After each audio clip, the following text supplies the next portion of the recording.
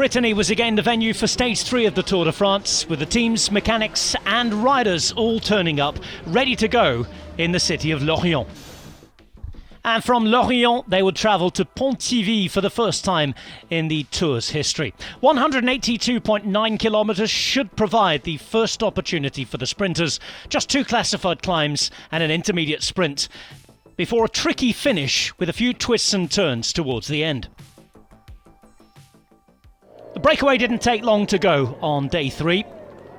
Yet again, Ida Schelling was up the road for Bora Hansgrohe, trying to take the polka dot jersey off of the back of Mathieu van der Poel. Schelling looking after it for him on this day, accompanied by 4 riders in the break, but behind there was drama early on as Tony Martin, Robert Geesink and Gerrit Thomas fell. Thomas looking initially in trouble, having a dislocated shoulder and having to have it put back in. Geesink, unfortunately, a non-finisher.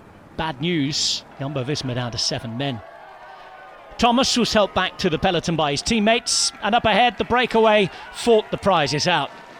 Schelling would go out and take the sole point at the top of the first climb. He'd then leave the breakaway, knowing he'd keep the jersey for the next few days with no points on offer until stage 6. Inside the final 10 kilometres, the break brought back, and unfortunately more bad drama started. Primož Roglič going down. He was forced to chase back on once back on his bike, but looking in a mess. The drama hadn't finished there, I'm afraid. On their way into town, 4Ks out, a bad crash with Jack Haig on the ground. Several other riders caught up behind, Haig being treated, and a front group of only around 25 riders left to contest the sprint. In the yellow jersey, Mathieu van der Poel trying to lead out his teammates. Jasper Philipsen then took it out.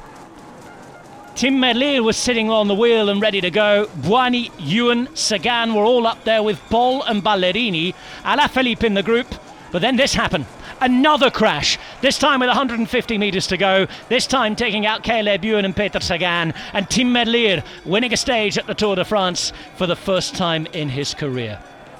Just his 3rd day at the Tour and already a winner, whilst the worry behind was for Ewan and the rest. Pogačar losing time, a whole host of GC riders also shipping seconds.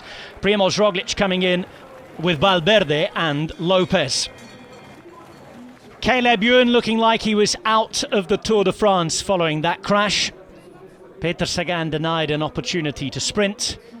Tim Merlier taking victory, 2 stage wins out of 2 for the 2nd division Alpecin Fenix team, with Mathieu van der Poel keeping the yellow jersey. Merlier Philipsen with a 1-2 for Alpecin Fenix, Buoni finishing the best of the rest. A yellow jersey again for Mathieu van der Poel, keeping it for a day longer than his father Adriet.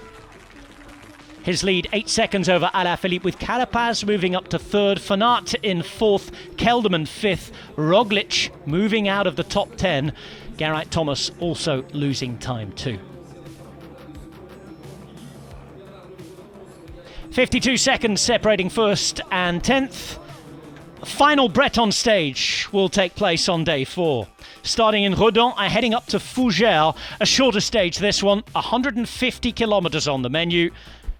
And returning to Fougères, scene of a Mark Cavendish victory the last time the race was in town. No categorised climbs on the menu, yet more drama will be on the menu. Cycling fans around the world can only hope and pray that all the riders who crashed are okay. And then we have more positive drama on day 4.